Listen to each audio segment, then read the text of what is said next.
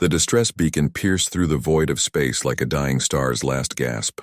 James wiped the grease from his hands and squinted at the navigation console of the Wanderer, his aging cargo vessel that had seen better decades. Another one?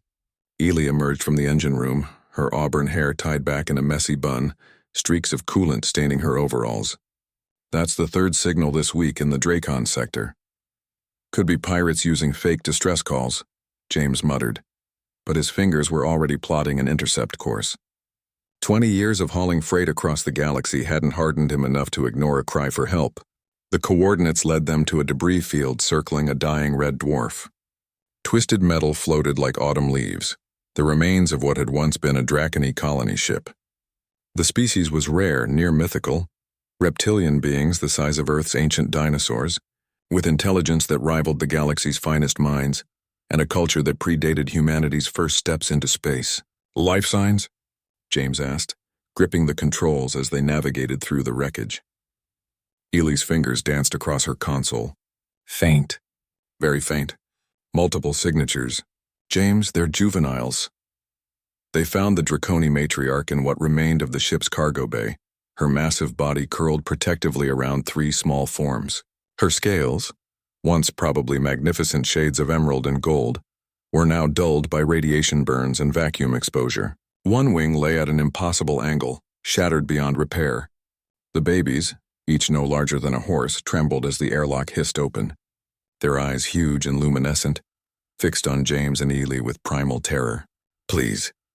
The smallest one whimpered in broken galactic common, a language it couldn't have been speaking for more than a few cycles. Please don't hurt us. Mommy is dying. James had seen death before. War, accidents, the cold mathematics of space that claimed lives without prejudice. But something about those words, spoken in a child's voice through a translator barely adequate for the task, struck him like a physical blow. The matriarch's eye opened, clouded with pain. She tried to speak, but only managed a rattling breath. Her massive claw twitched toward her children, a final protective gesture. Ailey, James said quietly, already moving toward the Dracony family. Prep the med bay. All of it. James, our supplies, all of it. The galaxy had rules about humans. Dangerous, it said. Unpredictable. They fought when they should flee, bonded when they should compete, and grieved for things that weren't even their own species. Most species saw this as a flaw, an evolutionary dead end that somehow had survived despite itself. The next 72 hours blurred into a nightmare of improvisation. The Wanderer's medbay was designed for human-sized patients. The matriarch alone weighed several tons and stretched the length of their entire cargo hold.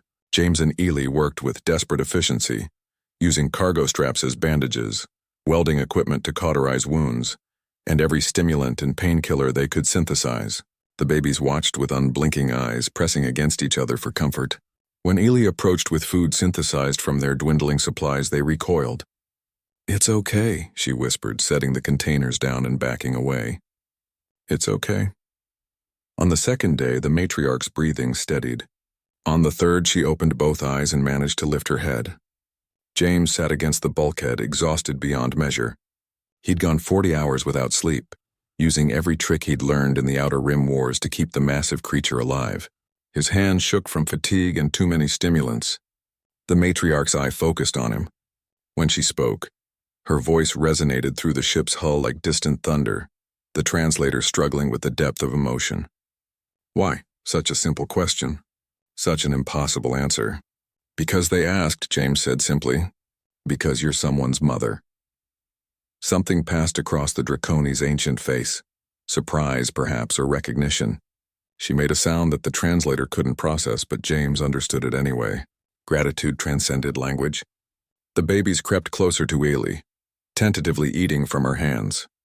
The smallest one, the one who had first spoken, pressed its scaled head against her palm like a cat seeking affection. News traveled fast in the galaxy, faster than light if the gossip was good enough. By the time James and Ely delivered the Dracony family to the nearest settlement, a week-long journey that depleted every resource they had, the story had already spread. Humans had saved a Dracony matriarch and her children. Not for profit. Not for political advantage. Not even for recognition. They had simply helped.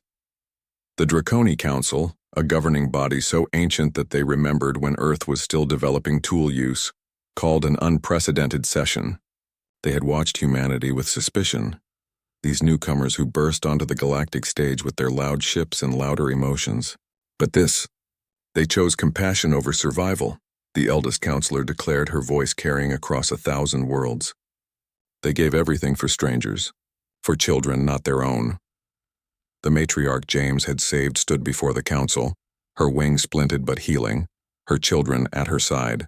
In 10,000 cycles, she said, I have seen empires rise and fall.